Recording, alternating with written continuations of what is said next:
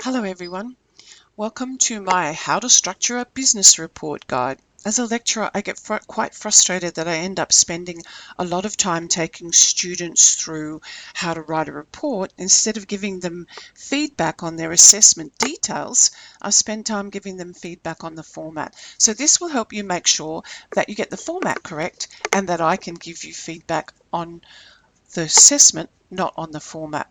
So all of your reports need to be spaced at 1.5. Your name and student number goes in the header or the footer of every page. So when you're writing a business report, you need a title page. So it has the subject code, the name, the lecturer's name, the report title, the purpose, your name and student number.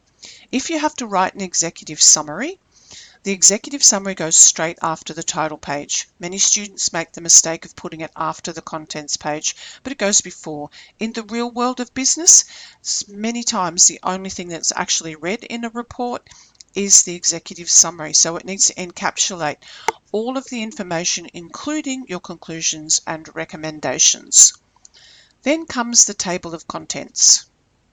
So the table of contents can be easily inserted from Word's table of contents in the referencing section, but you need to have made sure that you actually have the headings set up appropriately.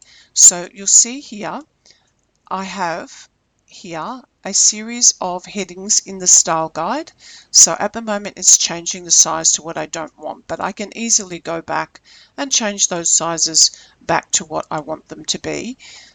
Then these I want as subheadings, so I'll go here to heading 2, summary as heading 2, table of contents as heading 2, introduction as heading 2.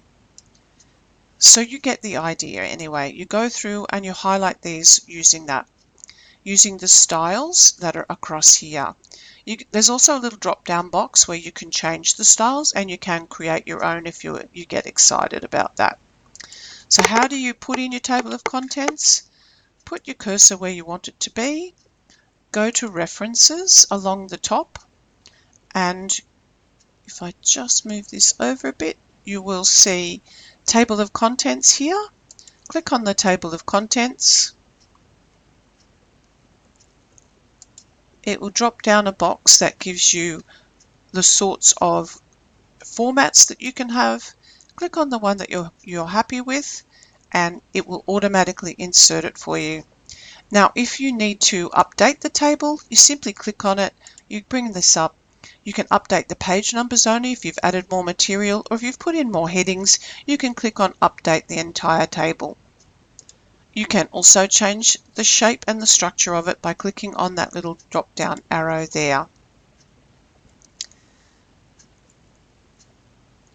Okay, so that's the table of contents. Every report should have a table of contents. Then you're going for your introduction. So the introduction, along with the conclusion and the executive summary, remember, are often the only things read in a report. So it should outline what the report is about and break down each of the areas that you're going to be talking about. So it should signpost the rest of the report. Then you get into your methods and findings, or in many cases here, it's just going to be subheadings. So we often ask you questions, so use those questions as subheadings. Provide those subheadings and then deal with the answers underneath each of those subheadings. It makes it much easier for people to read if they're subheadings, even if the sections are only short. In many cases, you might have quizzes or particular reflections that you need, or particular sections that you need to focus on, answer, perhaps research, might be literature review, so use those subheadings. Then your conclusions and recommendations. So what conclusions did you come to and what recommendations do you have? In some cases, you might be asked to put those recommendations separately, so just check your subject outline and your information from your lecturer about what their expectations are there. But it should summarize the main points and say what recommendations you think you should going forward. And there should be no new information here. Now you should have a reference list, and that must be in APA 6. Now APA 6 has a hanging indent. If you're would like to, you can use Word's referencing tool, or you can use EndNote. If you go to the library, you'll find EndNote there to download, and there are videos and training sessions on how to use EndNote. It's good because it collects everything over all of your subjects for you, and you may end up using some things more than once. EndNote, I believe, is more accurate than Word's referencing tool. However, I've never had a problem with Word's referencing tool. But if you're going to use it for a PhD, I suggest that you use EndNote. So how do you use this? So you can see here on the References tab on Word, I have chosen the style. So my style that I need is APA 6. So I click on that, and then I have Manage Sources. So I click on Manage Sources, and that brings up this text box for me.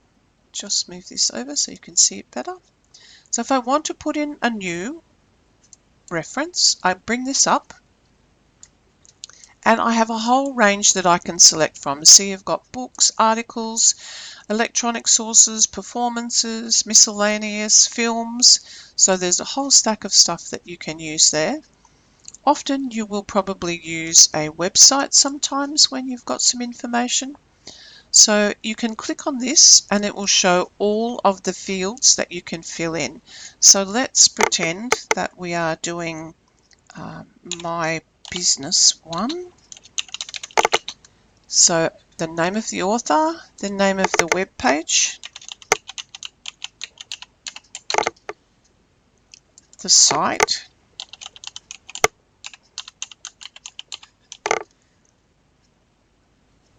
the ones that actually have the stars are the ones that you are recommended to complete.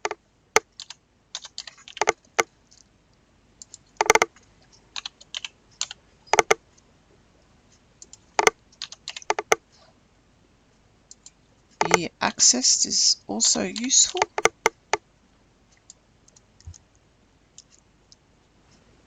The URL,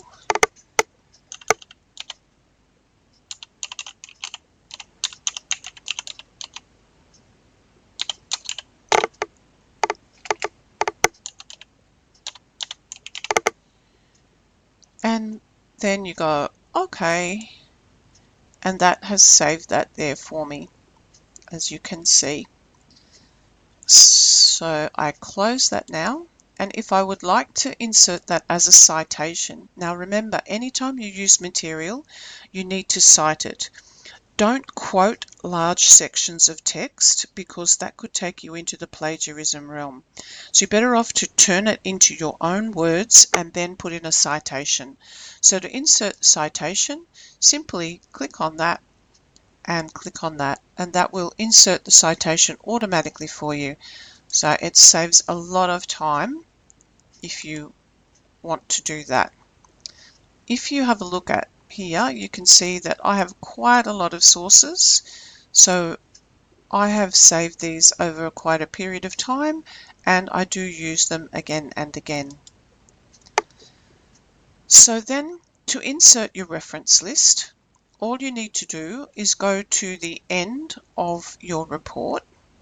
You see I have one inserted here already, but I'll show you how to do that. So you go here and click on Bibliography. Sorry, my phone's ringing.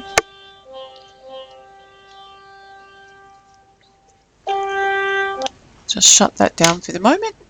Okay, click on Bibliography, but what you don't want is a bibliography. What you want is references. So click on that, and that automatically inserts the reference list for you.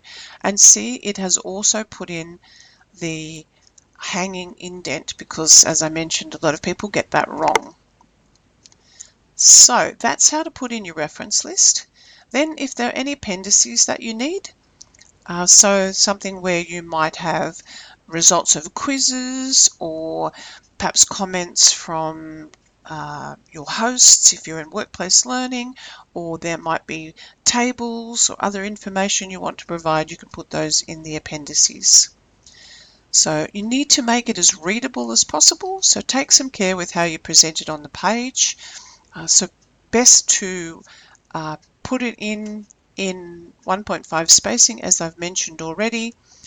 Keep the sections short and informative. Make sure the headings stand out, and so if you use the style guide, that will make the headings stand out for you. Leave at least one line of white space between sections and elements, and number all the pages. So I hope that's given you a quick overview on how to write a good report. All the best in your report writing, and I look forward to giving you feedback on your assignment, not feedback on your report structure.